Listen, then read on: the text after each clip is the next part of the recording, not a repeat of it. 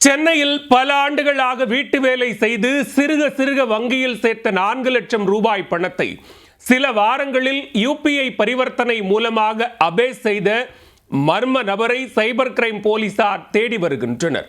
12 வருட சேமிப்பு பணத்தை சுருட்டிய நபர் சிக்குவாரா?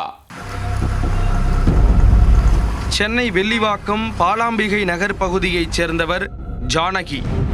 இவர் அப்பகுதியில் உள்ள வீடுகளில் வீட்டு வேலை செய்து சிறு தொகையை சம்பளமாக பெற்று வந்துள்ளார்.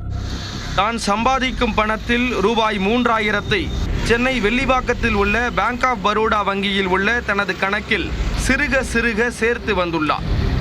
இந்நிலையில் கடந்த 2 ஆண்டுகளுக்கு முன்னர் கணவர் மற்றும் மகனுடன் ஆவடிக்கு அருகே உள்ள அன்னனூர் பகுதிக்கு குடிபெயர்ந்துள்ளார். இருந்த போதிலும் மாதந்தோறும் தான் வேலை செய்து சம்பாதிக்கும் பணத்தை மகனின் படிப்பு செலவுக்காக வங்கியில் போட்டு வந்துள்ளார். சிறுக சேர்த்த பணம் ரூபாய் 4 லட்சத்தை எட்டியுள்ளது.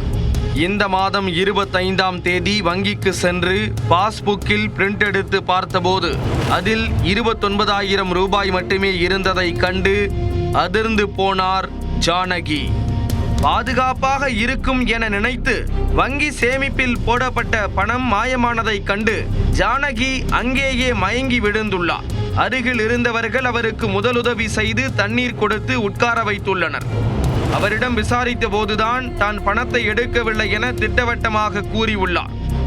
வங்கி கணக்கில் இருந்து எப்படி பணம் மாயமானது என வங்கி அதிகாரிகள் சோதனை செய்து பார்த்தபோது கடந்த ஜூன் மாதம் 26ஆம் தேதி முதல் ஜூலை 18ஆம் தேதி வரை சிறு தொகையாக வங்கி கணக்கில் இருந்து யுபிஐ பரிவர்த்தனை மூலமாக பணம் எடுக்கப்பட்டிருப்பது தெரிய வந்தது.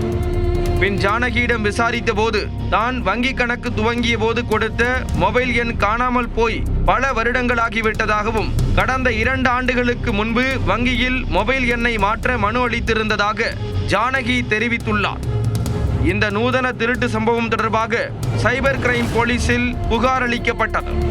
மேலும் வங்கி கணக்கில் இருந்து எடுக்கப்பட்ட பணம் எந்தெந்த வங்கி கணக்கிற்கு மாற்றப்பட்டுள்ளது என்பது குறித்தும் வங்கி அதிகாரிகள் சோதனை மேற்கொண்டு வருகின்றனர்.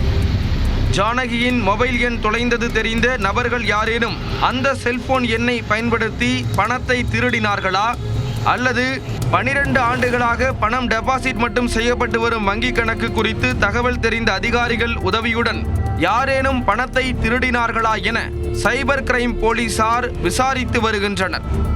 வங்கி கணக்கில் பணம் போடுவது எடுப்பது போன்றவற்றில் பொதுமக்கள் மிகுந்த கவனத்துடன் இருக்க வேண்டும் என சைபர் கிரைம் போலீசார் எச்சரிக்கை விடுத்துள்ளனர்.